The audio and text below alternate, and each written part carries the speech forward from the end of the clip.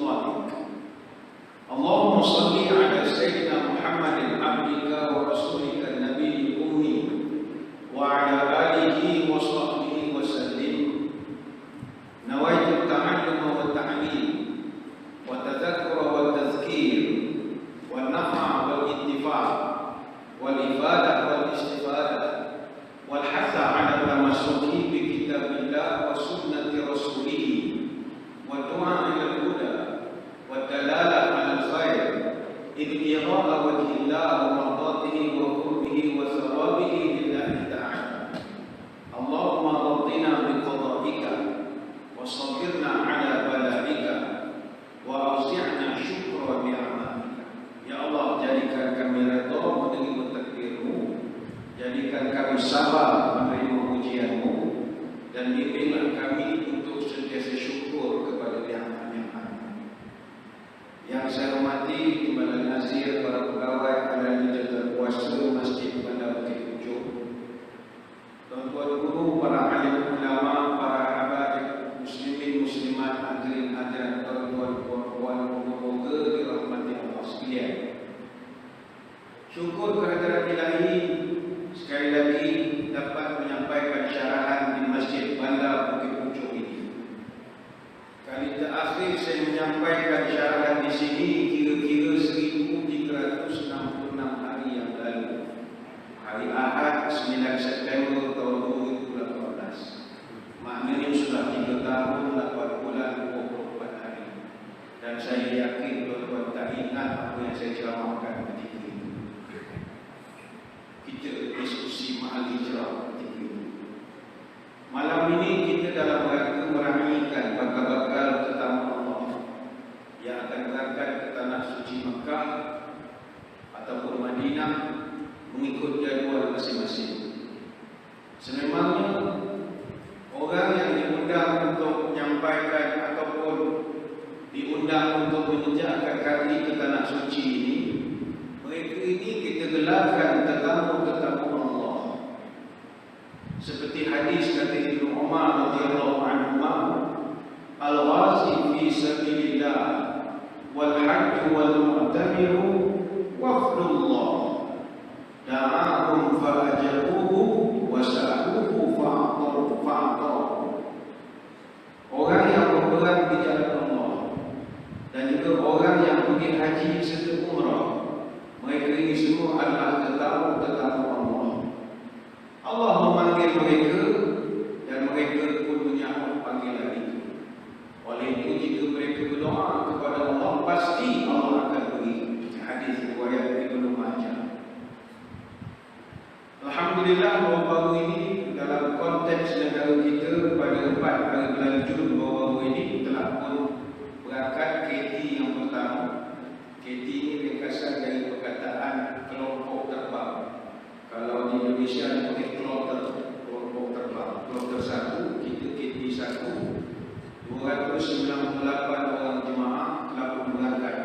Itu pun ditunda, asalnya 31 Mei sepatutnya terbang, tapi ditunda kepada 4 hari bulan Jun. Sebab amalan kita di Malaysia, biasanya kita berangkat haji antara 1 Zulkaidah sampai 3 Zulhijjah.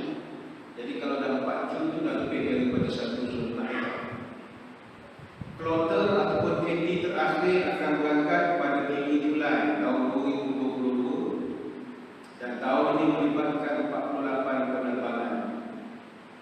Dan jemaah itu kalau panjang umur, sihat walafiat akan balik semula ke tanah air antara 16 Zulhijjah sampai 15 Muharram. Jadi akan ada 1 tahun baru Islam di sana. Hadirin hadirat sekalian, bukan senang ke Mekah. Kalau ada orang kata nak ke Mekah ni macam pergi Amerika, macam pergi London, tak betul. Nak pergi Mekah ni bukan senang. Terutama bagi kita yang tidak berada pada kelompok 30. 10 tahun simpan duit. Itu pun kejap keluar, kejap masuk, kejap keluar, kejap rolling, masuk balik anak. Akhirnya alhamdulillah, dengan kemampuan keterbatasan kita dapat juga mengentas jarak hampir 6,000 km. 8 jam kurang lebih perjalanan, tibalah kita ke sana. Dan zaman-zaman kita sekarang, kos haji tidak lagi seperti dulu. Kos haji sekarang melonjak 139%. Dan itu tak ada kena-mengena dengan mana-mana kerajaan pun yang memerintah. Sebab dulu kos seorang jemaah haji menginap di Arafah dan Mina atau di Masyair, kerajaan Saudi muassasah haji dikenakan 1034 riyal saja ataupun 1166 ringgit 44 sen. Tapi sekarang dah naik 5.433 riyal per kepala. Maknanya lebih kurang dalam 6.128 ringgit 72 sen. Di Masyair saja 6.000 dia charge. Kos haji tahun 2019 sebelum dicerita tahun 2020 BC before COVID. 2019 kos haji 22.900 ringgit. Tahun 2022 lebih daripada 25.000 ringgit. Itu pun adalah santunan yang telah dilaksanakan oleh pihak berkuasa. Tak payah genapkan 25.000. Jemaah yang P40 kalau ada duit 10.980 dapat PKS. Kalau yang bukan P40, kalau ada 12.980 dalam tabungan tidak berhenti. Kerana subsidi dan tabung haji 12.920 orang lebih. Sebab itu bukan senang nak Mekah sekarang ini. Apatah lagi kita berada pada musim-musim penyakit macam ini. Kerajaan Arab Saudi umumkan kuota haji tahun 2022 untuk Malaysia hanyalah 14.306 orang saja. Maknanya 45% daripada kuota tahunan yang biasa kita terima.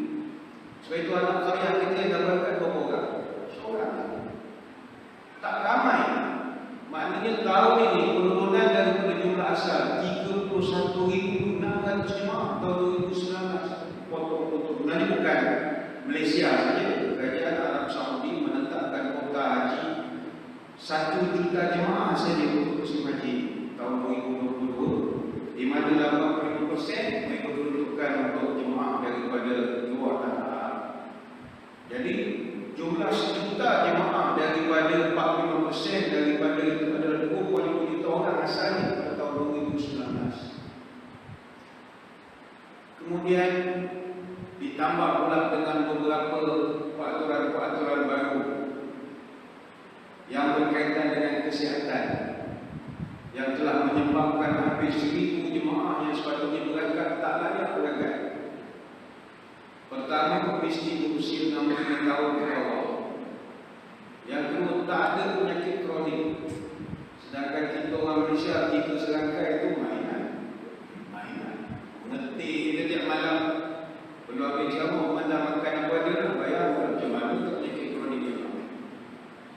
Kemudian ada sijil vaksinasi COVID-19 ni, ada orang memang tak ada sijil ni, memang tak ada cukup makan saudara. Dan yang orang paling bimbang sekali kena tunjuk bukti keputusan negatif ujian caritan PCR dalam tempoh 72 jam sebelum kita berlepas. Yang ini cabaran bukan jemaah haji saja, jemaah umrah bersama juga. Dah susun beg apa semua, dah salam-salam dengan keluarga, dah buat pergi kan. Lepas tu pergilah dia berhitung. Dapat result dalam SMS. Positif pula dah ada hilang orang kalimantan. Kita pergi 4 orang, kata family, seorang negatif. 3 orang macam mana nak pergi, kita pergi. Nah itu menimbulkan masalah. Lepas itu natijahnya lebih daripada 1,000 jemaah terpaksa tolak tawaran-tawaran untuk pergi buka pada tahun ini. Dia penyakit yang biasa, obesiti. Obesiti sekarang dah tak digunakan. Tuan kalau obes tapi dia ada skala dia lah. Tak mesti asal gemuk dapat, asal gemuk tak dapat. Tadi nak kita asal turun pergi. Dah, obesiti ni dia ada skala. Saya tak kerti berapa BMI ni. Lepas tu dia tengok kencing manis. Kencing manis pula berapa. Kencing manis pula dia bukannya main petik-petik jari macam mereka cakap kat pos. Bukan, dia cek yang 3 bulan punya darah kita. Darah tinggi yang tak boleh kontrol pun jadi penyebab tak dapat pergi. Dan orang yang penyakit paru-paru kronik. Semua ni kena cek. Paras gula semua dicek dalam tempoh 3 bulan lepas. Sebab berdasarkan finding daripada pihak berkuasa, 3 punca utama kematian jemaah tak kira Malaysia atau mana-mana negara, masyarakat jantung 44% mati kerana sakit jantung. Paru-paru 32%, jangkitan kuman 5%. Mungkin tuan-tuan kata biar orang sekali nak mati kerana tak, tu memang suruh mati sana, tapi itu satu orang. Yang akan menyebabkan banyak urusan, sangat banyak urusan kalau menyebabkan kematian. Yalah, tapi sebenarnya tuan-tuan dia cakap anak-anak kerja lain, kerja haji, kerja umrah memang kena sihat. Kalau tak sihat, saya ingat tak ada pun keluar nak buat ibadah itu secara sempurna. Baik itu beruntunglah bagi tuan-tuan yang dah menunaikan haji zaman sihat. Yang tunggu bencing baru nak pergi dengan buat aturan 65 tahun ke bawah ni, kita buat haji dalam surga je lah gaya. Tak ada kesempatan. Doa lah peraturan tuan-tuan berubah. Tapi sihat memang salah satu faktor utama nak pergi ke Mekah sekarang. Bukan kerana pandemik sangat. Saya ambil contoh. Kalau tuan-tuan tak fit, badan jenis tak cergas, tak boleh exercise dan sebagainya, banyak ibadah semasa musim haji, hatta umrah pun memerlukan kepada fitness. Saya ambil contoh, jarak untuk tawaf keliling Kaabah 7 pusingan adalah antara 350 sampai 500 meter. Darat 7 pusingan, maknanya tanpa sedar kita tawaf keliling Kaabah 3.5 km. Berapa orang di kanan kita biasa jalan kaki 35 km. 1 kilometer pun dah tentu jalan kaki. Orang pergi malam-malam 1 meter. Jemaah kita kalau datang masjid, kalau boleh motor dia nak parking sebelah mimbar. Kalau boleh malam tu nak jalan kaki jauh-jauh. Lagi pun dapat-dapat. Kita bukan bangsa jalan kaki. Sa'i daripada Sabah ke Marwah itu 450 meter. Ada yang kata 400 meter, ada yang kata 415 meter. Ambillah 450 meter. Kalau darat 7 pusingan 3.15 km kita berjalan kaki Sa'i tanpa sebab. Kalau kita buat haji, jarak untuk ke Jamrah melalui terowong dan juga jalan-jalan yang ada itu 3.5 km. Kalau jemaah Asia Tenggara, orang Malaysia umumnya, dia kena duduk di Masjid Mina dulu, belakang bukit, perlu lalu terowong. Itu dalam 5 hingga 7 km pergi ke Jamrah. Berapa orang kalangan kita yang ada nak training di jalan kaki sampai 5-7 km. Maknanya pergi daripada penginapan di Mina, pergi melontar balik semula ke penginapan, itu saja dah 10 km pergi balik. Kemudian jarak antara Jamrah ke Jamrah, kita ada 3 jamarat keseluruhan tempat melontar. Jarak antara Jamratul Ula dan Jamratul Wusta 247 meter.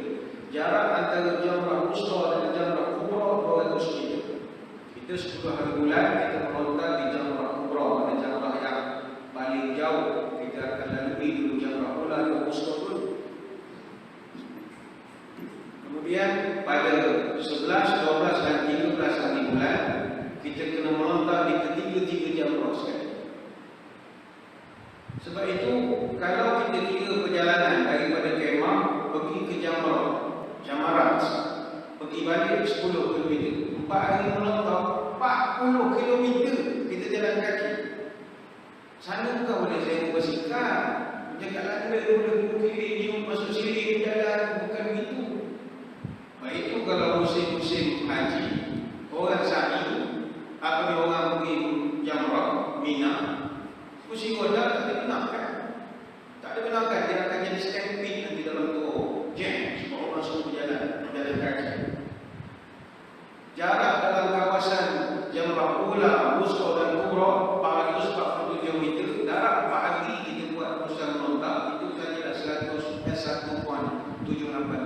Ini bermakna untuk tuan-tuan melaksanakan haji, tuan-tuan kena berlatih jalan kaki kurang lebih 49 km. Baru boleh menunaikan haji dengan perfect. Dari segi manasik haji, hati, air, dalaman, dari segi yang zahir 49 km kita berjalan. Dan untuk umrah tidak setelah haji, umrah lebih kurang dalam 7 km saja. Dan ini yang saya sebutkan di jarak ini hanya jarak untuk ibadat saja, tawaf sa'i Jamrah. Ini tak termasuk kita sesat mencari tandas bawah tanah, melegang mencari shawarma, nak mencari unta macam-macam.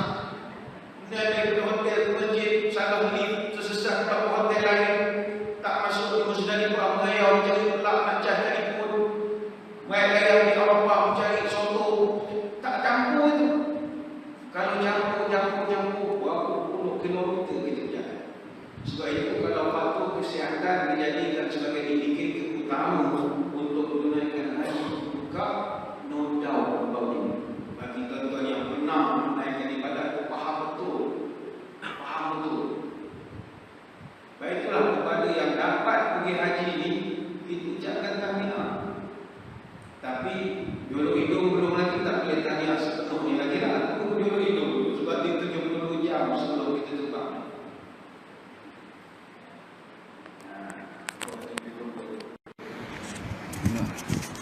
Tak clear. Tak clear kan? Dia boleh gemus sikit. Boleh. Sekejap. Okey.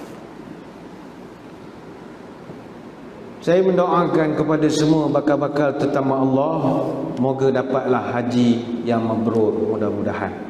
Dan kepada yang belum dapat lagi peluang menjadi tetamu Allah, banyakkan berdoa moga peraturan itu boleh berubah dari masa ke semasa. Kita matlamat haji ni mabrur. Ya. Ni apa pula? Oh, lain pula. Okey. Kena pegang. Okey, no problem. Tak apa. Saya pegang. Okey. Cobaan tak ada. Ada. Cobaan 1 2. Okey. Apa erti haji mabrur?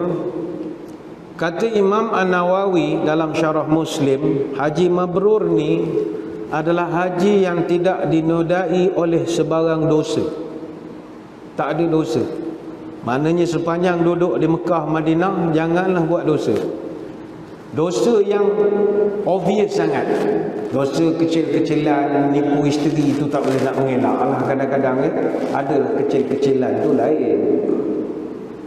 Dosa yang besar-besar tak boleh. Mengumpat misalnya, gema sangat, okey. Dosa mengumpat misalnya, terutama mengumpat tabung haji, itu tak dibenarkan tuan-tuan, boleh menyebabkan tak mabrur haji contoh. Ingat tabung haji lambat. Ingat Mekah tu tabung haji punya. Banyak kerja lain. Sebab itu para ulama mengatakan antara tanda orang yang dapat haji mabrur ini, pertama indikatornya adalah bila dia balik daripada haji nanti. Pertama, an yumsik lisanuhu minal fudul wal ghibah wal kazab. Indikator paling asas adalah kita boleh tengok mulutnya tak macam dulu lagi. Dia dah tak menipu, dia tidak lagi mengata orang, tak lagi cakap benda-benda tak senonoh. Itu haji mabrur. Yang kedua, an la yara fi ahad min qalbihi hasadan wala adawatan. Matanya dah tak memandang kepada orang dengan pandangan dengki lagi dah. Dia dah tak ada hasad dengki. Dia dah sampai ke muncak dalam hidup dia sebagai seorang orang beriman. Dia dah buat haji, dia dah tak ada apa-apa lagi. Orang lain berjaya, carry on. Dia dah tak ada dengki lagi. Yang ketiga, ayyufariqu ashabis su'. Dia sudah mula menjaga jarak dengan orang-orang yang tak senonoh. Dia dah tak campur sangatlah. Bahkan dia punya Facebook ke TikTok ke apa ke, dia dah tak follow benda-benda yang ngarut-ngarut. Dia dah minat benda-benda yang nasihat, benda-benda yang boleh mengingatkan pada agama. Dan yang keempat, ini susah sikit, ayakuna musta'iddan lil maut nadiman mustaghfiran lima salaf min dhunubihi. Orang yang balik daripada Mekah dapat haji mabrur ini, dia dah standby untuk mati bila-bila masa. Dia dah rasa okey lah, nak mati-mati lah dia gitu. Sebab dia dah rasa, aku dah buat yang habis baik di Mekah, dah buat haji yang terbaik, tak mengatur orang, tak apa semua. Mati pun matilah. Macam kita sekarang ada takut lagi nak mati, ada fikir dosa lagi, ada fikir macam-macam. Tapi orang dah balik pada haji yang mabrur ini, dia dah musta'iddan lil maut. Dia dah terlalu bersedia dah, andai kata mati bila-bila masa. Ada juga para ulama yang mengatakan, wa man taba wa lam yazdad fil ibadati falaysa bita'ibin. Kalau dia balik ke negaranya dalam keadaan tidak bertambah ibadah, maka itu belum mabrurlah hajinya. Jadi ingat, pada kita yang nak ke Mekah ini, perhatikan balik haji nanti jangan tinggal masjid. Sebab nanti orang akan mengata kita, dia ni duduk di Mekah 45 hari. Masa di Mekah hari-hari pergi Masjidil Haram, balik ke Bandar Puchong ni haram pergi masjid, tak pernah nampak muka. Orang akan jadi petikai kita. Macam mana kau hari-hari pergi masjid, balik tak pergi masjid? Something wrong. Jadi orang yang haji mabrur, ibadah dia bertambah. Dia tak akan stop sampai di Mekah saja. Tapi ialah ada orang yang jenis balik pada umrah, kat sebulan dua tak pergi ke masjid langsung. Bila tanya, kenapa kau tak pergi masjid? Dia kata pahala duduk di Mekah tak habis makan lagi, nak cari pahala berapa banyak-banyak. Ada begitu. Tak sesuai. Tak, dia clash. Okey. Okey. Dia kata pahala masa buat umrah hari tu tak habis makan lagi. Memang kita akui tanah suci ni, Madinah, Mekah, dia punya pahala semua luar biasa banyaknya. Tuan-tuan semayang di Masjid Bandar Bukit Puchong 8 hari, berapa pahala tuan-tuan dapat? Hari-hari pergi masjid 5 waktu, 8 hari direct, subuh sampai isyak. Kalau buat perkiraan 8 darab 5 darab 27, 27 tu fadilat berjemaah. 8 hari punya job baru dapat 1080 pahala. Kita panggil job lah kalau kerja kan. 8 hari punya datang masjid Bandar Bukit Puchong, tuan-tuan dapat 1080 pahala 8 hari. Tapi kalau tuan-tuan semayang di Madinah, katalah kita singgah di Madinah ziarah 8 hari. 8 hari darab 5 waktu darab 27 kali ganda sebab semayang berjemaah. Darab pula 1000. 1000 tu fadilat Madinah. Situ saja 8 hari punya kerja, tuan-tuan dapat 1,80,000 pahala. Itu baru Madinah dah jadi jutawan. Bayangkan kalau duduk di Mekah. Mekah semua ibadah 100,000. Semua. Itu dia kira. Aku duduk Mekah 35 hari. Hari-hari pergi Masjidil Haram. Berapa banyak pahala aku dapat. Kalau aku balik Puchong, aku mati hari esok, Tuhan hutang pula dengan aku. Pahala Mekah tak habis makan lagi. Ada orang buat kiraan begitu. Nah, ini bukan haji mabrur namanya, Haji John Bland kita panggil dia, bukan mabrur lagi lah. John Bland saja. Malam ini saya nak kongsikan satu makalah, satu tulisan artikel, tulisan Shah Abdul Aziz Muhaddis Dahlawi. Dia ni ulama besar di India, Pakistan. Sebab saya kira tuan-tuan perempuan bakal tetamu Allah ni dah puas dah pergi kursus haji. Malam ni kita cerita nasihat-nasihat daripada para ulama. Shah Abdul Aziz Dahlawi ni ulama besar. Dia anak kepada Qutbuddin Ahmad Ibn Abdul Rahim, ataupun orang lebih kenal panggil Shah Waliullah. Shah Abdul Aziz ni dia banyak mengarang kitab. Kitab-kitabnya terkenal: Bustanul Muhaddisin, Mizanul Balaghah, Mizanul Kalam, Sirul Jalil fil Mas'alati Tafsir, Sirul Syahadataini fi Syahadatil Husanain. Yang paling terkenal Fathul Aziz, kitab tafsir. Dia memberi satu nasihat yang baik kepada orang yang akan berangkat pergi ke Mekah ni. Kata dia, nombor satu, janganlah kita berlengah untuk mengerjakan haji. Jangan berlengah-lengah. Baik, itu ada satu hadis, kata Ibnu Abbas radhiyallahu anhu, dia pernah dengar Nabi berpesan, man aradal hajj falyata'ajjal. Siapa-siapa yang dah terasa nak berangkat pergi haji, jangan tangguh-tangguh. Hadis riwayat Abu Daud. Katalah tuan-tuan malam ni duduk majlis ni, tengok meraihkan bakal-bakal haji tetamu Allah. Oh, seronoknya dia nak pergi ke Mekah ya. Aku pergi umrah pun dah seronok ni pula haji. Sedap. Haji lebih sedap daripada umrah. Haji ni dia ada keindahan sendiri yang kita tak dapat nak gambarkan dengan kata-kata. Umrah tu sedap dah. Tapi umrah ni kehidupan kita di Mekah je, di Masjidil Haram, tawaf, sa'i, tawaf, sa'i. Adalah ziarah-ziarah pergi jabal-jabal itu, jabal ini. Itu tak masuk dalam umrah. Haji ni dia ada syok.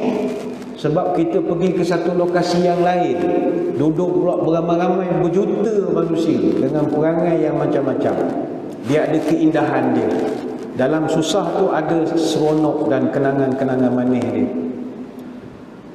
Tiba tuan-tuan rasa semangat, oh aku nak pergi Mekah lah tahun depan. Semangat pula lah. Maka Nabi pesan, fal yata'ajjal, bersegeralah, usahakan. Sementara BMI masih okey, obesity pun belum lagi, benda tu gula dalam darah pun okey lagi, ikhtiarkan. Mungkin dapat panggilan kedua, mungkin dapat panggilan ketiga, sebab ramai orang Malaysia ni obesity memang tak lepas lah. Dapat panggilan kedua, panggilan ketiga. Ini rezeki. Baik itu kata Imam Al-Ghazali, dalam pergi buat haji ni, manusia terbahagi pada 4 jenis manusia. Pertama, ada manusia yang mampu buat haji beberapa kali. Banyak kali dia boleh pergi haji. Siapakah golongan yang memang banyak kali boleh pergi haji? Orang kerja tabung haji. Muka dia setiap tahun pergi haji. Tapi ini rezeki. Janganlah kita berdengki dengan dia. Dan dia bukannya seronok sangat duduk di sana. Lama. Kita 45 hari pun rasa lama. Dia kat 60 hari. Tinggal isteri 60 hari. Tuan-tuan bayangkanlah. Itu kalau dah 60 hari, pegang dinding dah tak kata lagi dah. Bayangkanlah. 60 hari. Kita 45 hari pun dah rasa lama sangat. Ini pengorbanan. Siapa lagi orang boleh pergi haji tiap-tiap tahun? Menteri agama tiap-tiap tahun pergi haji. Tak menteri, timbalan menteri. Ada orang kata Imam Al-Ghazali, dia mampu buat haji tapi sekali je seumur hidup. Kata-kata kita duduk pada kategori ini. Itulah sekali pergi haji. Ada yang pergi tahun 80-an, pergi tahun 90-an, tahun 2000, ada yang pergi tahun 2018, 19. Yang ketiga kata Imam Al-Ghazali, ada orang yang sekali pun tak mampu tapi masih bercita-cita nak pergi haji. Memang on paper dia tak layak buat haji. Dia sakit kronik, dia pula kena orang yang hemodialisis tak boleh pergi haji. Sebab kemudahan tu susah. Pasukan Perubatan Malaysia tak ada alat itu nak cuci, nak gunakan yang sana kos tinggi. Jadi bagi orang yang memang regular kena cuci buah pinggang, macam mana nak pergi haji? Tetapi kata Imam Ghazali, dia masih ada cita-cita juga nak pergi. Dia mengharapkan keajaiban. Orang macam ni dia kena sabar. Sabar. Ada juga orang yang tak mampu tapi masih bercita-cita kerana masalah kota misalnya, ataupun masalah-masalah yang melibatkan pandemik, tak menyangka. Siapa sangka tahun 2020, 2021 tak ada ibadat haji untuk orang luar daripada tanah Arab. Tak ada orang boleh atur benda itu. Cuma kadang ada orang dia kecewa, hampa, bingung, marah. Sabarlah. At least kita dah daftar. Tahanlah daripada orang yang tak bila-bila nak daftar pun belum. Padahal hari-hari masuk TikTok tayang kereta mewah dia. Daftar haji bedak lagi. Jangan. Awak tunjuk kaya, rumah 3 tingkat, ada lift bagai-bagai, tapi daftar haji pun belum. Pakcik ni walaupun tak mampu pergi on paper, tapi dah daftar. Yang belum daftarlah. Kalau di negara kita saya dipahamkan, kalau daftar hari ini 6 hari bulan Jun, giliran tuan-tuan lagi 51 tahun baru pergi. Kalau ikut queue lah. Kalau ikut queue panjang tu, sebab kita pendaftaran beribu-ribu setiap bulan orang yang layak pergi haji ni. Yang keempat kata Imam Al-Ghazali, ada orang yang mampu buat haji tapi masih belum mahu. Ada. Dia kaya, duit banyak. Bagaimana kita tahu dia kaya, duit banyak? Nunjuk dalam Facebook dia, nunjuk dalam TikTok, Instagram dia, dengan kekayaan bagai-bagai kereta, buka pintu mengepak pergi di jalan ramai-ramai, tak pergi ke London, pergi apa, beg itu ini. Tapi masih lagi belum mahu pergi ke Mekah.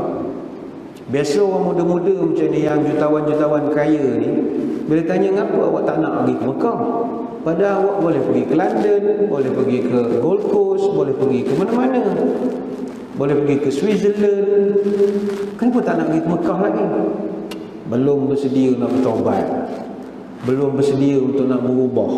Ada ayat itu biasa kita dengar. Jangan. Ini hidup nanti dilaknat Allah. Sebab Allah dah bagi engkau rezeki, dia minta sikit untuk datanglah ke rumahku menunaikan haji. Termasuklah juga tuan-tuan yang hisap rokok. Jangan main-main. Tuan-tuan yang tak pergi haji tapi ngisap rokok, itu susah nak jawab dengan malaikat esok tu. Kalau dalam kubur malaikat tanya, soalan pertama dia tanya, dah pergi haji? Belum. Kenapa tak pergi? Duit tak ada. Oh, isap rokok? Isap. Berapa ringgit rokok? RM16. Sehari berapa bungkus? Tengok keadaan. Biasa sehari kalau ada kenduri 2 katanya. Malaikat pun ambil kalkulator. Sehari 10 bungkus RM16. Sebulan 480. Setahun 5,760. Serokok berapa tahun? 10 tahun. 10 tahun 57,600. Terus malaikat panggil pakej tabung haji. Mesti orang tabung haji. Malaysia dulu berapa pakej tabung haji? Oh, kalau yang pakej swasta 4 orang sebilik RM38,490. Kalau 2 orang RM51,990. Oh, ini kau isap rokok 10 tahun dah 57,600. Maknanya kau 10 tahun punya duit rokok, kau boleh pakai bilik 2 orang sebilik yang pakej harga 51,000. Ini contoh sajalah dialog malaikat dengan orang yang tak pergi haji. Macam mana nak jawab? Alamak ustaz, kena berhenti rokok lah ya. Ni bukan cerita ceramah pasal rokok, ceramah tentang priority. Sama juga ibu-ibu, puan-puan, tak pergi haji tapi handbag mahal. Tak pergi haji tapi dah rata-riti berjalan seluruh dunia. Nak jawab bagaimana? Habis tak boleh beli handbag ustaz. Ni bukan cerita tak boleh beli handbag, priority. Habis apa solusi? Solusi begini. Esok hari Selasa pergi tabung haji. Buka akaun bubuh RM20. RM20 saya ingat kalau daftar RM20 lagi 500 tahun lah tuan-tuan punya giliran baru pergi. Tapi tak apa, dah daftar. Takdirlah hari Rabu mati, masuk kubur. Malaikat tanya, dah pergi haji? Belum. Sokok? Isap. Hai, sokok boleh pergi haji tak boleh? Saya dah simpan duit, semalam mati pula hari ni. Macam mana saya nak pergi? Ya tak ya juga. Mudah-mudahan lepaslah LFA. Mudah-mudahan. Saya tak kata itu caranya. Sama juga lah yang main-main kamera begini, mikrofon, sermonik, bagai-bagai ni. Pergi haji tidak, tengok ke kamera, oh penuh gantung keliling pinggang kalau di wedding-wedding. Bila tanya, dek ni berapa harga? Oh ni Canon 5D Mark III ustaz, harga kat RM10,000 ni. Oh benda ni saja RM10,000. Awak punya lens, oh lens tele 70-200 IS, oh ini kat RM8,000 ustaz. Beli Shopee murah sikit kata dia. Maknanya yang gantung-gantung kat leher berbelit-belit itu puluh-puluh ribu. Dah pergi haji? Belum lagi ustaz. Don, kena simpan. Masuklah yang hobi motor besar, air. Hobi kayuh basikal mahal. Hobi mahal lah, silakan, tak ada masalah. Letakkan priority, simpan dulu ataupun daftar dulu untuk pergi haji. At least kita ada penimbal andai kata kita dipanggil awal oleh Allah. Ingat, orang yang tidak pernah pergi haji, dia akan menyesal ketika kematian dia. Man kana lahu malun yablughuhu hajju baiti rabbih aw tujibu alaihi diyatu zakat falam yaf'al sa'ala raj'ata 'indal mauti. Kata Ibnu Abbas, Nabi pernah sebut, siapa-siapa yang Allah beri dia rezeki yang membolehkan dia mampu pergi haji dan mampu bayar zakat, tapi dia enggan, maka dia akan dilanda penyesalan luar biasa ketika dia nak mati nanti. Tepuk dahi dia, kenapalah bodohnya aku tak simpan duit. Dia akan menyesal. Dan dalam satu hadis yang lain, Nabi pernah sebut, orang yang tidak mau pergi haji, duitnya itu akan habis pada benda lain.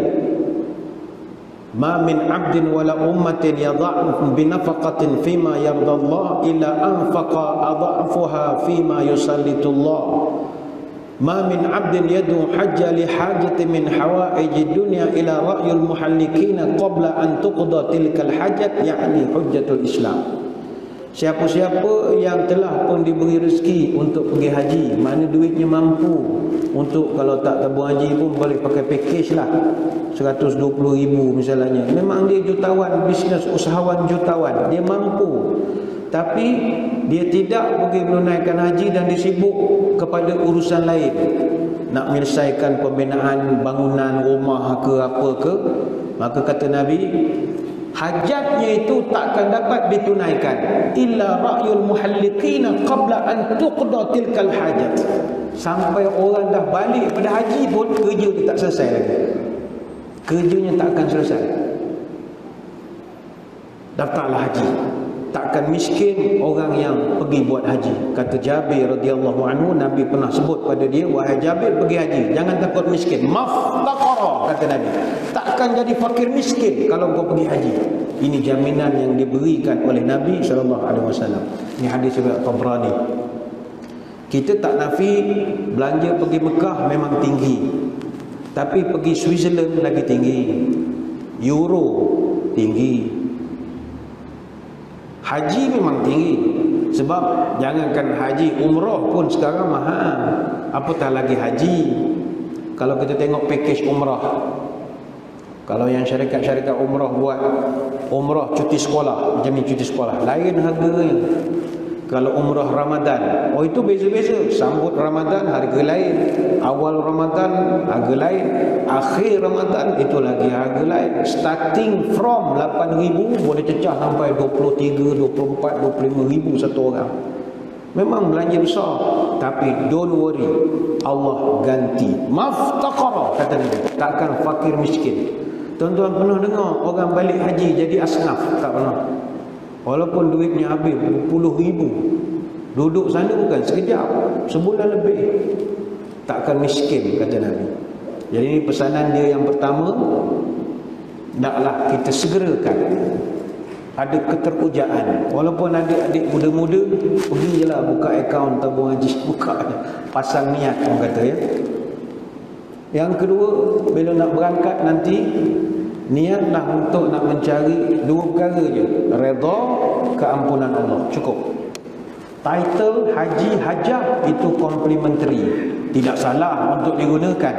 Ada orang kadang sindir, Ustaz, kenapa ada orang guna title haji?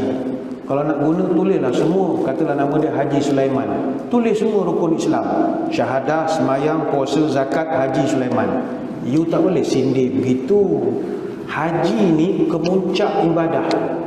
Bila dia letakkan nama dia haji, untuk nak dia adakan jurang antara dia dengan maksiat, supaya dia sedar.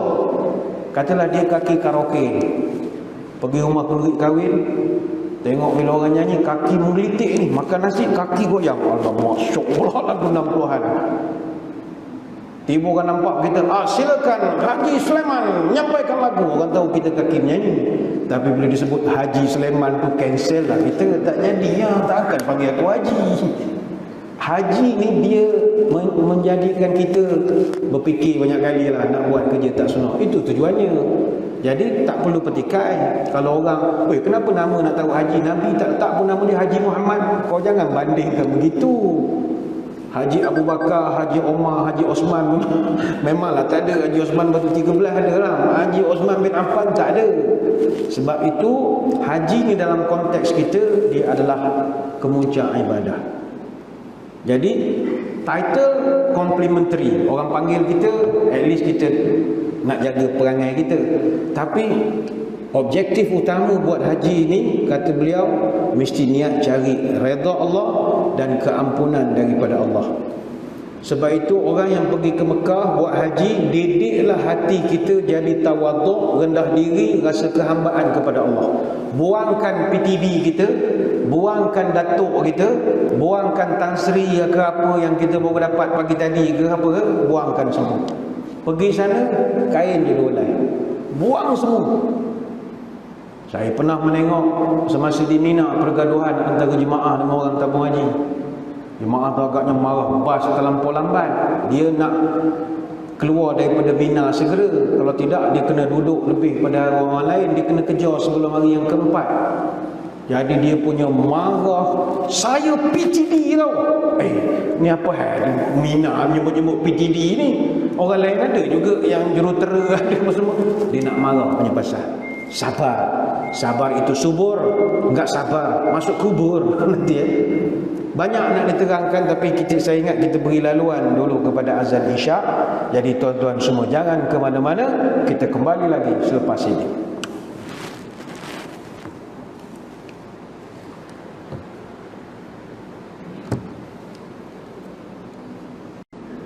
Muslimin muslimat yang dirahmati Allah sekalian, kita menyambung ceramah pada malam ini sempena meraihkan bakal-bakal jemaah haji 1443, khususnya di kalangan anak-anak qaryah Masjid Bandar Bukit Puchong pada malam ini. Kita sedang menerangkan nasihat-nasihat yang diberikan oleh para ulama sebelum kita nak berangkat menunaikan haji ini. Tadi kita masuk yang kedua. Yang kedua, hendaklah kita niat nak mencari redha dan ampun Allah. Tinggalkanlah segala kesombongan, pangkat kedudukan duniawi, populariti ke glamour ke, tinggalkan semua. Ada orang sampai di sana nak menunjuk kekayaan, tak boleh lah begitu. Walaupun awak bayar package mahal, jangan act sangat. Kadang tak boleh nak lalu pun lift itu, sebab ini untuk geng-geng package tertentu. Janganlah ada pembahagian-pembahagian begitu. Kita tak nafi ada orang sanggup belanja besar untuk buat haji demi memastikan keselesaan. Package ratusan ribu. Kalau mampu silakan. Orang tutur pun pesan, mulut baca, emas banyak, hati berani, senjata tajam. Tak ada masalah. Duit banyak, silakan. Niat untuk keselesaan buat haji untuk kita, isteri dan anak-anak itu tidak salah. Yang salah adalah lavish, nak menunjuk gaya bermewah-mewah. Itu yang payah. Katakanlah package sediakan bas pergi ke Madinah. Saya tak boleh naik bas, saya sikit perut. Kalau naik bas, GMC boleh, yang baru Yukon. Saya naik lain tak boleh. Janganlah nak bermewah-mewah sangat. Apa yang ada ialah tak naik unta wujud pergi ke Madinah tu. Ada, saya pernah jumpa jemaah ni kaya luar biasa lah. Dia pajak lah kita panggil. Lift tu dia punya. Dengan pihak hotel, sepanjang dia duduk sana, itu dia punya. Yalah kaya, tak ada masalah. Tapi bila ada orang tersalah masuk, menumpang syafaat nak masuk, atau nak tarik muka, keluar ayat yang tak sesuai, rugi. Sebab itu matlamat haji adalah untuk mendidik jiwa kita jadi hamba. Setelah engkau di Malaysia ini, engkau jadi orang hebat, jadi raja ke, jadi menteri ke, jadi pemimpin, jadi somebody. Pergi ke sana kena diturunkan jadi hamba. Jadi ke hamba saja. Lepas itu kadang ada orang dia buat kajian, kenapa kita buat haji ni banyak manasik yang pelik-pelik ya? Contoh, kalau sa'i daripada Safa ke Marwah sampai ke lampu hijau dengan lampu hijau, kenapa kena berlari Ada orang buat kajian, orang duduk Siti Hajar. Pandangan saya lah, ini bukan Siti Hajar, tak Siti Hajar. Allah Ta'ala nak tunjukkan, engkau dah sampai ke Mekah, siapa besar? Aku ke engkau? Engkau wahai Tuhan. Okey, lari sekarang. Beres bos. Lari ya. Kejap lari, kejap ke sana. Dia nak jadikan kita ni hamba. Hamba yang humble. Tapi disebabkan Mekah, Madinah sekarang ni terlampau banyak hotel-hotel mewah, menyebabkan orang kita yang pongek-pongek ni bawa juga perangai pongek ke Mekah juga. Dia tak naklah hotel ni busuk jauh lalu dekat orang tak sedekah ramai. Boleh tak intercon buka-buka. Apa benda ni? Janganlah begitu. Ni bukan kita menafikan kemampuan kita untuk duduk di Intercontinental ke, duduk di Hyatt ke, tak, bukan menafik. Ada duit, jalanlah. Tapi andai kata tak dapat, jangan sampai menjadikan sifat tu tetap nak macam nak pergi melancong. Itu bukan. Sebab itu Nabi pernah sebut kepada Anas bin Malik radhiyallahu anhu, ya'ti 'alan nasi zamanun yahujju aghniya ummati linuzhah. Akan datang satu masa umatku yang kaya-kaya ini pergi ke Mekah untuk makan angin saja. Dia macam dia buat pergi Mekah tu macam pergi Gold Coast. Dia buat pergi Mekah macam dia pergi bercuti di Desaru.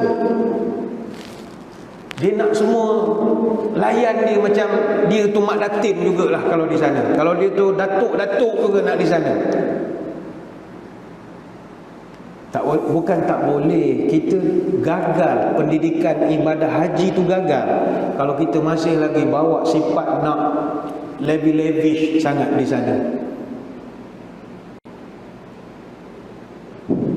Saya tuan-tuan, ada telefon susah pula nak ceritanya.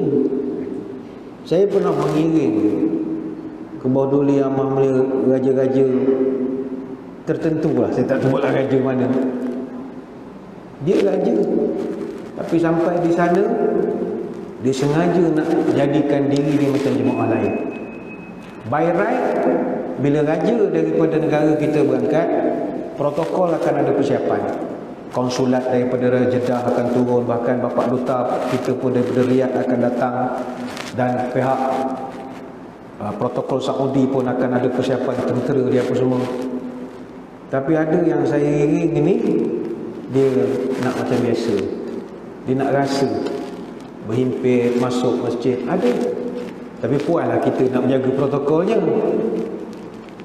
Tapi ada orang, la ilaha illallah, beraja di mata, sultan di hati, betul, menyampah dengan perangai. Semua nak I nak masuk raudah, I boleh adjust kan boleh. Dia ingat raudah tutup kita punya agak. Sebab dia ada duit. Ada orang jenis-jenis begitu. Buanglah. Ini bukan pergi makan angin. Ini bukan pergi jalan-jalan. Kemudian kata Nabi, wa awsatuhum litijarah. Orang yang sederhana pula di kalangan umatku, ni 40 lah agaknya, pergi ke Mekah itu niatnya litijarah, bisnes dia kerja. Pergi ke sana niat niaga. Tengok ni, oh ni boleh buat niaga ni, oh ni projek bagus ni, oh ni niaga dia kerja.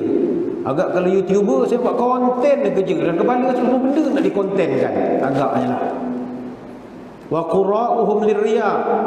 Yang alim pula kata Nabi pergi ke Mekah itu lirriya, nak menunjukkan dia tu alim, menunjukkan dia tu pandai, membodohkan fatwa orang situ, mengatakan pandangan ni tak betul, semua dia je yang betul. Itu kan riya, itu riya. Wa fuqara'uhum lil mas'alah. Dan yang fakir, yang susah di kalangan umatku pergi ke Mekah bukan kerana ibadah, lil mas'alah, mengambil peluang untuk mencari, untuk mengemis, meminta duit sana sini. Saya ingat tuan-tuan pun ada yang pernah kena scam dalam Masjid Nabawi, Masjidil Haram. Dalam masjid dia scamnya kita. Masa yang Pakistan ke mana, excuse me sir, very sorry, I'm from Pakistan, I have to this, no money, got no money. Kita pun kesian pula lah, mau lepas mengaji ni, aduh, cari juga keluar-keluar Allah 100 rial pula dah, tak ada duit kecil, ulu ke 100 cannot, dia nak bagi pula dah, tak ada. Kita pun bagi doa lah depan Raudah, ya Allah aku Allah uji gini. Tengok-tengok dia pergi kat jemaah lain, apa kena scam. Ada orang kata Nabi, dia akan pergi kerana bukan nak cari redha Allah. Ini hadis riwayat daripada Ibnu Jauzi dalam fi Masiril Gharam bab tahyulil hajj. Jadi itu yang kedua, betulkan kita punya objektif nak pergi ke Mekah, cari redha ya, redha dan ampun Allah.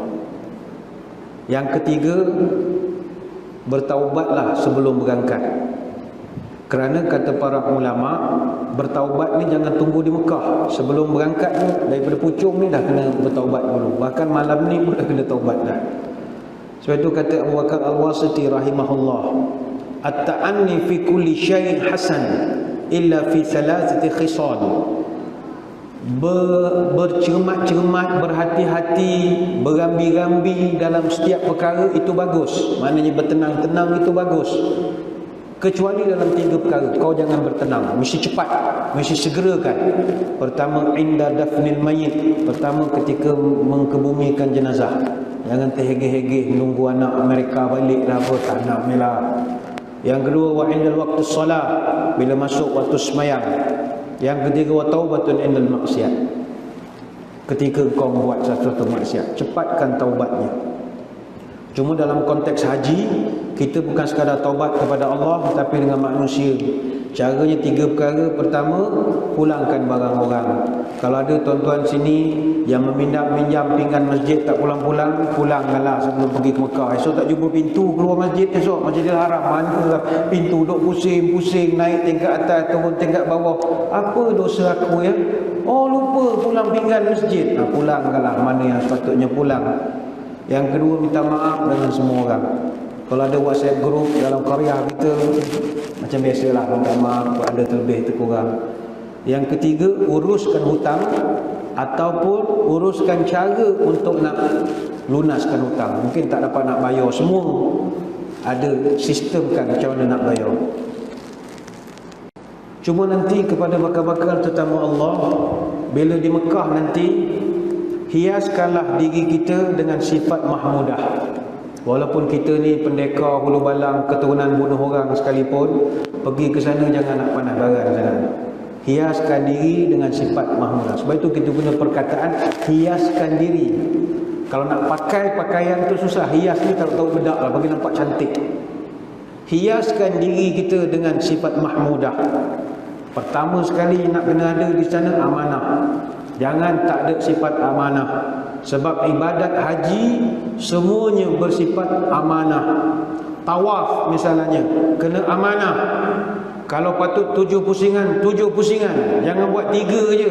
Ada orang, aku tak larat dah, orang makin ramai pula dah, orang mereka ni tak larat, aku bau macam-macam. 3 jugalah, takkan lagi 4 Tuhan nak kira. Aku masjid pun aku bina. Ada kena kira begitu dengan Allah Ta'ala. Aku nazir masjid, contoh. Takkanlah Tuhan nak kira lagi 3 round je tak betul. Jangan. Patut 7, buat 7. Cuma ada orang yang berpengalaman, kalau kita tawaf ramai-ramai, itu mungkin ada mufawif yang akan guide kita, baca doa macam-macam. Tapi ada hari kita nak pergi tawaf sunat ke, tak tahulah musim haji ni boleh atau tidak tawaf sunat, rasa tak boleh lagi rasanya. Saudi masih buat peraturan tawaf hanya boleh dilaksanakan oleh orang pakai ihram saja. Jadi kalau tuan-tuan nak buat tawaf sunat pun kena pakai ihram juga. Itu dia panggil menipu lah namanya. Menipu untuk berpendapat ibadat. Tak tahulah apa hukum, kena fatwa lah ya. Kalau kita tawaf bersendirian, macam mana nak ingat? Pertama sekali, nak ingat berapa pusingan, tumpukan ketika tawaf dan jangan diralipkan dengan benda-benda lain. Contoh, sibuk buat live. Ada orang terlampau sibuk buat live TikTok, live Facebook. Kalau untuk saudara mara tak apa. Mungkin mak kita di kampung dah umur 80, terbaring, bedridden, tunjukkan Kaabah tu dia suka. Mak, Kaabah, mak doa mak, contoh. Itu lain. Ini buat live dengan follower tu macam-macam. Terbaik. Memang lupa jawabnya. Ataupun ambil satu pusingan, ambil gambar dan tawaf satu, doakan, hashtag for your page. Ini apa benda ni? Jadi lupa. Jadi cara yang mudah kalau orang yang berpengalaman untuk hilangkan confuse, dia memang bawa tasbih. Tasbih itu sekarang ni dah canggih. Ada yang tasbih kecil untuk jari tu ya. Kalau tuan-tuan naik flight nanti, flight catat amal kan. Kalau amal dia ada bagi toiletries. Dalam tu dah siap ada tasbih. Masuk tasbih tekan. Kecil je tasbih jam. Tup, satu pusingan. Tup, second round, third round, fourth round. Ada orang dia gantung buku doa. Cik, orang yang action sikit dah banyak kali pergi, dia pun kutuk lah. Apa gantung-gantung buku? Kau doa lah pada Allah. Dia bukan nak doa sangat. Dia nak ingat pusingan berapa. Doa satu. Oh. Pusingan berapa ni? Sekejap. Ni tadi satu. 2. Pusingan 2. Dia nak ingat pusingan je. Janganlah ngutuk-ngutuk sangat. Ada orang dia lipat buku ada juga. Yang penting pandai-pandai lah, amanah. Jangan nak menipu. Yang kedua, kita di sana jihad. Maka orang yang berjihad kena banyak sabar. Apa jihad kita di Mekah, di Madinah? Di Mekah lah khususnya, tinggal keluarga. Bagi kita yang haji muazzazah ni 44 hari. Kalau delay boleh sampai 52 hari. Saya pernah beri rezeki haji 10 hari saja. Saya pernah buat haji 10 hari saja. Tapi masa tu jadi tetamu Raja Arab Saudi. Itu cerita lain pula. Lain, dia punya cara lain lah. Segala-galanya lain lah. Melontar pun kalau daripada kemah, saya ingat daripada katil saya melontar. Macam tu. Dekat itu tempat melontarnya.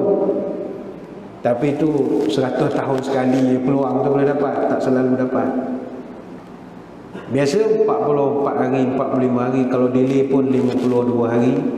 Kalau orang tabung haji 2 bulan lah tinggalkan keluarga, tapi sabar. Lepas itu Imam Al-Ghazali pesan, meninggalkan keluarga ni jangan sedih. Apatah lagi kita sekarang dah zaman moden. Oh, ini bukan senang betul. Jarak sekarang ni tidak lagi jadi satu masalah. Orang dah boleh buat live dengan keluarga. Zaman dulu mana ada. Kalau berpisah betul. Tahun 80-an kalau mak bapak kita pergi haji, hantar tu macam hantar pergi meninggal lah. Tak tahu bila jumpa. Baik tu majlis masa tu macam hantar jenazah ya. Dengar azan nangis-nangis keluarga. Lepas tu bila dah hantar masa tu kat Kelana Jaya, hantar tu macam hantar jenazah betul perasaan kita. Macam tak jumpa dah. Lepas pada tu nak kontak tak dapat. Tengok kapal terbang lalu menangis. Tengok kapal terbang menangis. Dah ingat mak duduk Mekah ni. Tak hidup ke tidak dulu sekarang tak ada masalah. Baru hantar tadi balik ke masjid subuh kan, put hantar mesej, mak sampai dah di Jeddah. Sampai dah di Jeddah. Suka tu teknologi sekarang. Jadi jangan sedih, kata Imam Al-Ghazali, sebab musafir ni dia ada kebaikan. Dalam konteks orang buat haji, pertama sekali kebaikan dia dapat tambah ilmu. Dan ini nikmat, tambah ilmu. Nanti tuan-tuan puan-puan di maktab masing-masing, setiap maktab akan ada kelas pengajian. Kelas fiqh, dia ada ialah bab taharah, bab solat, bab umrah. Jangan ponteng. Jangan ponteng. Pergi bawa pen, bawa kertas, belajar elok-elok. Jadi at least duduk sana 30 hari lebih sebelum pergi Mekah ke Madinah, ataupun dah Madinah dulu masuk Mekah 30 hari lebih, kita isi masa dengan banyak ada kelas pengajian. Banyak, nanti dia ada ceramah, dia ada forum perdana lah, macam-macam lah. Tabung haji atur ataupun package kita atur kan. Mengajilah. Bawa satu buku, buku ni simpan, bawa balik jadi kenangan. Ni buku aku di Mekah ni. Tuliskan nota. Jadi kalau orang tanya, awak dulu mengaji agama di mana? Saya mengaji di Mekah. Mengaji di Mekah. Rupa mengaji di maktab. Okey lah, boleh lah tu.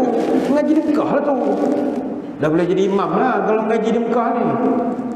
Hebat. Jadi jangan tinggal kelas-kelas pengajian untuk kita nak buat balik, review balik ataupun kaji balik benda lama tinggal Terutama bab taharah.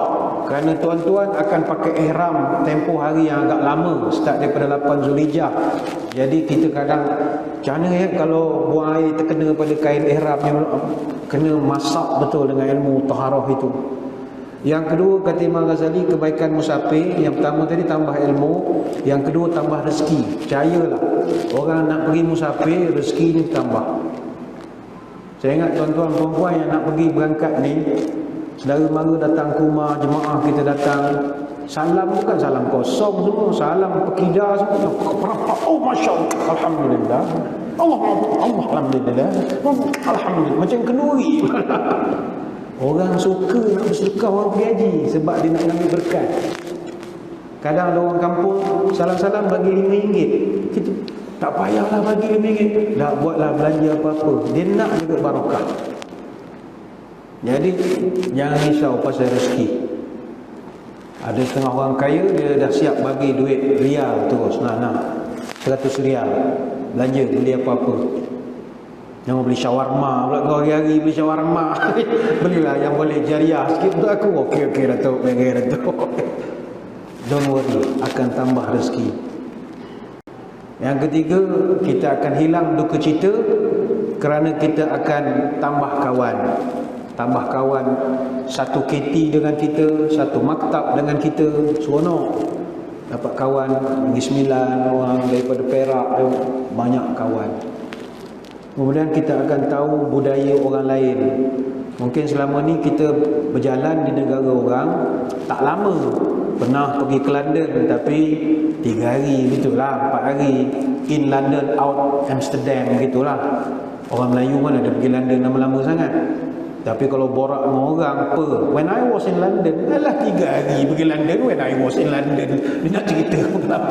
Dia nak cerita traffic light London. When I was in London, berapa lama, berapa tahun kau duduk London? 3 hari. Dia punya sembang. When I was in London, macam duduk sana 5 tahun. Tapi duduk negara Arab ni dia lain.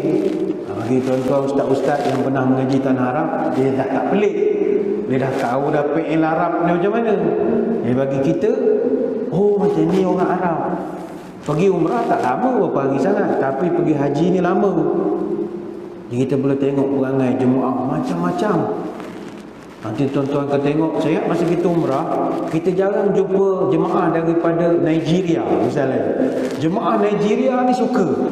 Dia bila musim haji, setiap jemaah daripada negara-negara luar, dia akan berpakaian tradisional negara masing-masing sebagai kemegahan budaya dia. Macam orang Melayu ni semua nak jadi Arab, semua pakai jubah semua. Orang Melayu dia tak nak jadi Melayu, dia di Mekah pakai jubah siang malam. Lantak lah nak jadi Melayu, tak nak. Indonesia kekal dengan songkok dia, dengan apa, pakai scarf dia macam. Orang Melayu nak pakai teluk belaga pun malu. Dia tak nak jadi Melayu duduk di Mekah. Indonesia dia nak tunjuk dengan songkok dia apa semua. Saya suka kalau tengok jemaah Afrika, sebab Afrika ni kulit semua serupa. Mana kita tahu orang Mali, orang apa. Jadi dia nak tunjuk dia pakai pakaian dia.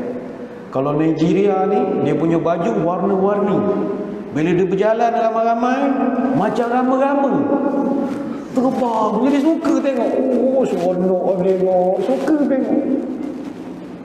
Geng-geng Turki pula pakai bus jacket macam bodyguard. Pakai bus jacket warna coklat dia tu. Kopiah lembik. Pakcik-pakcik hidung mancung, makcik-makcik jalan. Suka tengok. Gede orang Turki bawa bendera. Jemaah Jepun laju jalan bawa Jepun. Suka tengok. Dengar pula orang Turki bercakap, dengar orang Iran bercakap. Oh, kita jadi tahu budaya orang. Nanti tuan-tuan kalau dengar orang Turki dengan orang Iran bercakap, tuan-tuan jangan ketawa pula. Terutama bila dia baca Quran, dia talbiyah. Labbaik Allahumma labbaik, labbaik la syarika lak labbaik. Dia orang Turki dengan Iran, dia tak boleh sebut huruf kaf. Kaf dia jadi ce.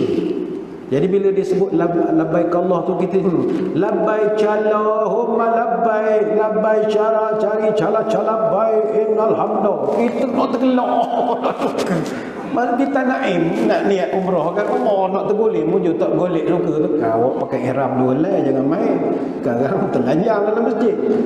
Tapi kita kaji, oh macam ni kita jadi seronok. Baik tu kalau jemaah tabligh, dia dah biasa berjalan, dia dah tak boleh. Dia dah biasa tengok orang. Kita ni yang jarang-jarang jalan ni. Kemudian yang kelima, kita belajar mengurus. Bagi tuan-tuan yang mengurus masjid, itu bagus pergi Mekah. Orang Arab dia adalah kelemahan-kelemahan dia. Tetapi dalam bab dia menguruskan jemaah ketika musim haji umrah, kita tabik. Kita tabik dia bab tu. Kita nak urus SOP pun belum tentu kita dapat pujian lagi daripada orang. Jemaah maki lagi ada. Dia orang macam mana dia mengurus jemaah yang bukan sedikit. Bayangkanlah tuan-tuan, nak menguruskan 1.6 juta jemaah haji yang datang daripada luar negara Arab. Dulu dia orang urus 2.52 juta jemaah yang melontar di Jamrah saja, di Jamarat. Bukan senang. 2 million manusia, 750,000 orang jemaah, mereka kena pasti buat haji secara illegal. Dia ada data semua. Ada 300,000 jemaah, dia boleh bergerak serentak setiap sejam dalam masyair. Nanti tuan-tuan buat haji, wukuf di Arafah. Selepas kita wukuf, habis mayang maghrib, kita akan bergerak ke Muzdalifah, kutip batu. Tuan-tuan boleh tengok efisien pengurusan dia. Itu bukan tabung haji, itu Saudi punya pengurusan Kementerian Haji dia. Bas ni tak putus, jalan. Patukan. Lepas tu ada pula bawa air zam-zam, baris. Dia begitu menyantuni jemaah. Kita boleh banyak kita belajar dengan mereka. Banyak cara dia menyantuni. Masuk Masjidil Haram pun tuan-tuan tengok nanti apa-apa cara dia air zam-zam. Sekarang ni ada pula air zam-zam yang serve kulu kilim mobile, dia letakkan pada badan. Mereka sentiasa ada inovasi bagaimana nak menyantuni jemaah. Kita pun heran macam mana dia buat ni. Kita tengok lampu dia, mentol dia, tak ada yang terbakar. Ui, macam mana maintenance dia? Agak malaikat jaga agaknya. Kita masjid pun banyak mentol terbakar, bilik air macam disco. Tak tukar-tukar, malaikat tak turun lagi agak. Jadi kita yang mengurus masjid, wow, marvelous. PA system, tuan-tuan pernah dengar humming? Kita malam ni ceramah, berapa mikrofon? 3 dah tukar. Bukan kata kita tak terror, itu kelebihan dia orang. Kita belajar.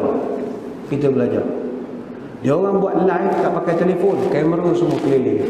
Bahkan nanti kalau tuan-tuan daftar tawakalna, i'tamarna dan tawakalna, daftar saja nama, terus keluar muka tuan-tuan.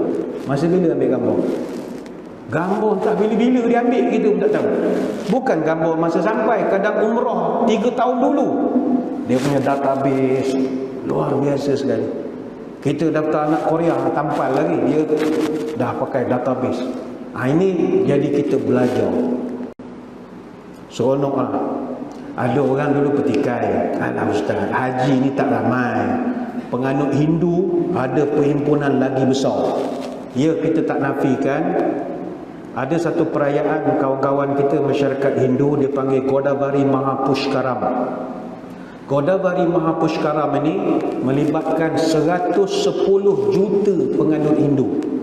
64 juta jemaah mereka ada di Telangana, 46 juta jemaah di Andhra Pradesh. Tetapi upacara Godavari Mahapushkaram, dia setiap 14 dan 25 Julai. Dia hanya berlangsung 12 tahun sekali saja. Next mereka akan anjurkan tahun 2027 nanti. Kalau Mahapushkaram itu buat 144 tahun sekali saja. Maknanya tahun 2159 baru buat balik. Haji annual, tiap-tiap tahun. Tuan-tuan kalau yang minat pengurusan sisa pepejal, kita di Malaysia pening sisa pepejal, sampah mana nak dilupuskan, macam mana. Tuan-tuan tengok operasi pembersihan di Mina. Di Mina, kontrak pembersihan kerajaan Saudi, harga kontrak itu saja 795 juta Saudi Rial kurang lebih. Tong sampah dia saja kat 50,000 tong sampah dia sediakan. Hampir 50,000. Pekerja kat 10-11 ribu orang pekerja. Dia ada 26 pusat pemantauan, yang mana pemantauan sampah ini terdiri daripada engineer dan juga environmentalist. Dia ada sekarang ni yang kaji tentang pencemaran dan macam-macam. Begitu efisien sekali.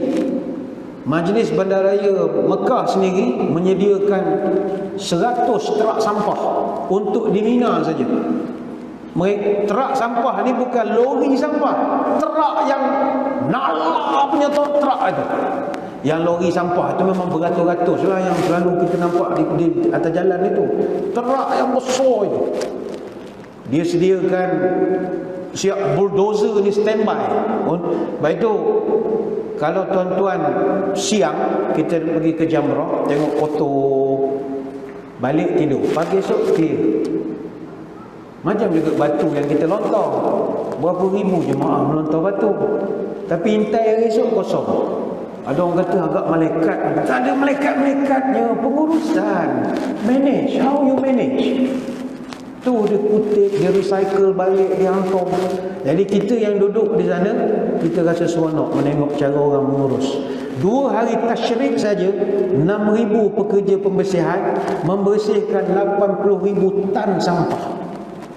Yang jemaah, ialah jemaah bukan semua jemaah daripada Jepun dengan yang pandai jaga sampah. Jemaah masuk negara pelik-pelik ni, dia boleh uruskan. Banyak. Betul saya sebut, di sana kita banyak tambah ilmu. Bagi orang yang nak tambah ilmu lah, tak ada lah. Begitu juga yang mustahab juga, sifat mahmudah kena ada sabar. Banyak sabar. Sabar dengan apa? Pertama, sabar dengan makanan. Tuan-tuan pergi haji muassasah, makanlah cara muassasah. Tak payahlah nak minta, nak request makan macam orang package pula. Orang boring lah, kenapa ni?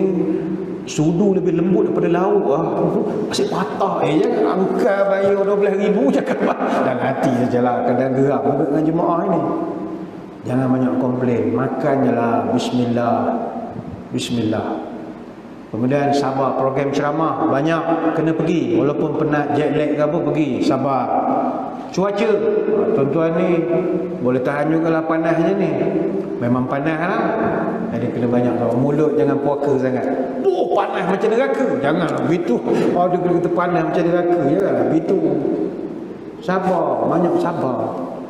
Debu kadang debu banyak, taksi lalu debu, orang ramai. Tapi saya ingat tuan-tuan ni dah untung dah orang dah tak ramai. Sebab macam zaman tahun 2020 BC, before COVID, kita nak masuk Raudah itu atas nasib. Masing-masing tak tahu semaya hajat lah nak dapat Raudah. Tapi sekarang Raudah senang. Sebab kita booking pakai Iktamarna. Jadi kita buka apps Iktamarna, pergi dekat booking Raudah, nanti dia keluar kalender. Tengok mana yang hijau, klik hijau, pilih pukul berapa yang hijau, klik. Dan dia akan bagi notification, okey you layak. Dah dapat sahih, beratur, tunjuk, masuk. 30 orang, 30 orang, 30 orang dah boleh masuk. Sistematik. Macam muslimat memang takkan dapat lah. Saya ingat sampai kiamat tak dapat aset merah. Dia ramai, tempat kecil. Sabar. Rukun haji tak masuk pergi Raudah, itu complimentary ya, bukan benda compulsory pun. Tapi dulu nak masuk Raudah senang, susah. Kita dah beratur cantik je dah. Sembahyang Jumaat pukul 8 pagi dah pergi. Punyalah semangat nak Raudah, tahan kencing pada subuh. Nak nunggu pukul 12. Dapatlah parking dalam Raudah. Tapi kerang lah punggung. Waktu dah nak makin dekat waktu masuk semayang, orang dah makin ramai. Bila berdiri, rupa kita luar pada soft pula dah. Sudahlah aku ni. Orang Arab dia ada teknik dia supaya dia dapat atas garisan itu. Kita jadi ke depan. Nak siku kan dalam masjid sebelah makam Nabi. Aduh, lalah kena halau. Yalah haji. Lah aku dia pukul 9 duduk. Nak cakap Arab tak pandai. Arab tu buat bodoh, dia gosok gigi ni. Nasib lah kau. Lepas tu kadang dah dapat tempat cantik, sembahyang hajat, tunduk, orang melangkah tak khusyuk langsung. Aduh, bala betul lah melangkah kepala aku pula dah. Sujudkan sembahyang hajat, doa lama, ya Allah. Angkat-angkat gelap. Sudah. Rupa duk bawa kain Pakistan, duk bawa jubah, rupa dia semayang depan kita. Sakit hati betul. Ni cerita 2020 BC. Sekarang mana ada Iktamarna ni dah atur. Haji ni saya tak tahulah, mungkin balik asal baliklah. Jadi dah banyak nikmat. Jadi banyakkan sabar. Orang ramai kena halau dengan polis di masjid, itu sabar. Walaupun tuan-tuan di sini pun polis juga, tak payahlah tunjukkan kuasa polis kita tu. I'm police also, you know. Polis dia apa? Dia bukan peduli kita polis ke benda ke. Yalah haji, yalah. Kadang dia tepuk-tepuk, yalah haji, yalah. Kita rasa kurang hajar tu polis ni. Aku tengok kaki dia betih, dia besar betul mineral. Dia kalau aku sepak patah. Sabar. Walaupun tuan-tuan pendekar, sabar. Sabar. Bukan senang nak menjaga jemaah lalu. Yalah haji, hari tu kalau disuruh bergerak. Kalau kita di Jamrah, kadang kan ada orang jenis berjalan-jalan, berhenti sekejap, gambar. Dia marah sebab tempik. Orang belakang kan timpa. Yalah hari tu bergerak. Kita pula rasa ada ketuanan Melayu sikit. Rasa nak marah. Jangan, tak ada ketuanan. Jalan je lah. Ini biadab ni Ustaz. Kita kena melawan. Saya ketuanan Mak Kilau. Ini bukan Mak Kilau, tak Mak Kilau. Kerja dia. Kita nak pastikan sabar. Kadang daripada Madinah ke Mekah, kita turun Madinah kan kereta awal, duduk 8 hari, pergi ke Mekah buat umrah. Daripada Madinah ke Mekah, driver bas buat perangai. Tutup ekor. Panas berdering dalam bas. Bas dah tak boleh buka tingkap. Kacau. Nak maki pakai ihram. Mula tadi dah molek dah daripada Madinah. Labbaik Allahumma labbaik. Bila dah panas tak bunyi dah. Sudahlah. Kenapa panas ni? Pergilah driver orang Mesir. Hello, aircon. Mana aku tak apa dengan lebang kita ni. Rosak agaknya, kacau. Tak payah susah-susah. Tuan-tuan, puan-puan, kutip je 2 rial seorang daripada jemaah. 2 rial. Kutip, bagi terus ke driver bas. Terus dia buka aircon yang paling tinggi sekali dia punya. Harap ni mudah je. Masya Allah. Terus aircon sejuk dia pasang. Bukan rasuah, rasa. Dia tak panggil rasuah, dia panggil baksis. Orang yang pernah duduk Mesir tu, baksis. John driver tu biasa daripada Mesir, dia tak ambil orang Saudi daripada orang lain. Dia kena banyak sabar lah. Roadblock banyak, daripada Mekah ke Madinah banyak betul roadblock JPJ alam sekitar, roadblock pendaftaran, immigration, macam-macam semua nak tunjuk kuasa belaka. Sabar sajalah. Tapi ada orang kata, saya ustaz, kalau kena halau dengan polis dalam masjid saya boleh sabar. Tapi kena halau dengan pencuci masjid tu saya hangin betul ustaz. Dia pegang mop ramai-ramai. Haji. Dia berlari ramai-ramai menolak air hitam. Dia la ilaha illallah, aku terajar mamak ni. Sabar. Tuan-tuan tahu tak, saya pernah borak dengan yang geng-geng cuci ni. Dia orang kan selalu dapat duit. Orang nak bayar dam, bayar ke dia orang. Dia orang pernah cerita, kita orang ni antara sebab sanggup lagi kerja walaupun gaji tak besar, selain daripada faktor Kaabah, kami nak suka sebab orang yang tak ada ilmu, dia orang muliakan kami. Macam kita tak peduli pun cleaner tak. Ada setengah jemaah dari negara tertentu, ilmu tak ada, dia orang memang muliakan pencuci-pencuci ni. Sebab bagi dia orang ni barakah. Cuci Kaabah, cuci Masjidil Haram. Dia orang kata pernah kami menolak air mop ni, ada jemaah tak ada air sapu muka, pernah ambil barakah. Penyapu kami ni berapa banyak hilang kepala, patah, orang ambil buat berkat. Jemaah Malaysia tak tergamak tak? Dia kata jemaah negara lain ada. Hebat demo. Jadi kalau kena marah dengan dia orang, tak payahlah tuan-tuan marah. Tuan guru lah ke tu? Haji. Rupa ada peminat setia. Kita tak minat dengan dia orang. Yang keempat, selain pada sabar, jaga hubungan manusia. Hubungan dengan Allah dah bagus, hubungan kemanusiaan. Baik itu saya tak pernah bersetuju orang berebut nak cium Hajar Aswad sampai bersiku-siku. Saya tak minat. Hajar Aswad, Raudah bukan petanda kita Haji Mabrur. Jangan kita kata, saya pergi umrah saya dapat Raudah ustaz. You nak cakap apa? You nak kata orang yang tak dapat Raudah tu tidak sah ataupun tidak terbaik umrahnya? No such thing. Tak ada kena-mengena. Apa guna pergi kalau bergaduh? Balik hotel koyok je boh. Berapa ngarap Pakistan mana? Di mana pasport haji? Jangan sampai berebut. Tapi sekarang ni semua orang dah tak dapat pada muka. Dia dah tutup dah semua, tak merasa. Banyakkan hubungan dengan manusia. Maafkan orang. Kadang kita semayang Allah dah soft, elok dah. Allahu Akbar. Datang mana punya Arab, dia mencelah elok sebelah kita. Dah jadi begini dah takbir. Allahu Akbar. Aku elok tadi dah ambil sahib molek dengan parking elok, reverse elok. Datang dia jadi begini dah. La ilaha illallah. Maafkanlah. Dia pun tadi tengah tawaf agaknya kelang kabut, cup menyelip. Tapi kalau Arab, sesama Arab, dia tonyok di muka. Allahu Akbar. Orang lalu, dia roblok dia. Orang tu melentak, dia tolak, guling orang ke depan. Arab tak peduli.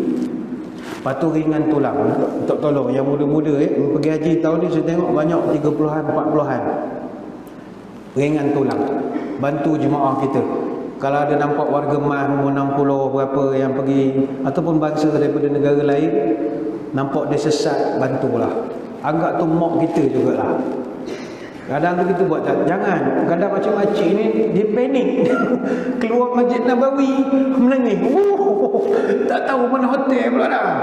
Mana nemtek makcik? Tunjuk nemtek, nangis ni. Matilah, tak boleh balik. Itulah banyak nak baca mastika. Sebab kan orang kata kalau sesat itu tanda balasan Allah. Ini tak ada kena-mengena. Sesat di hotel. Jadi bukan sesat tak nampak Kaabah. Nangis dah. Dia orang Mekah ni saya tengok, orang Mekah, Madinah, orang Melayu. Kalau kita tanya makcik sesat ke? Oh, dia tak nak mengaku. Sebab dia rasa sesat ni benda yang aib.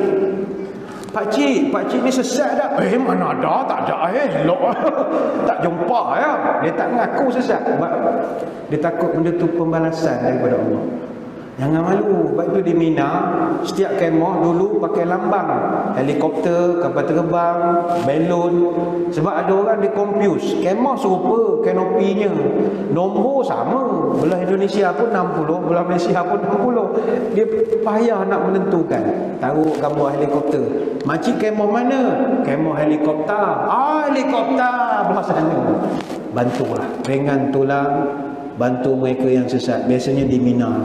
Sebenarnya banyak yang terangkan, tapi masa tak mengizinkan tuan-tuan. Esok hari kerja pun tak boleh tidur lewat sangat. Rasa sekadar itulah saja sembang-sembang pada malam ini. Walaupun begitu banyak sekali nasihat yang diberikan oleh Syekh ataupun Syekh Abdul Aziz Muhaddis Dahlawi ini, namun saya kira apa yang sempat kita bahas kali ini boleh memberi sedikit panduan sebelum kita berangkat ke tanah suci Madinah ataupun Mekah nanti.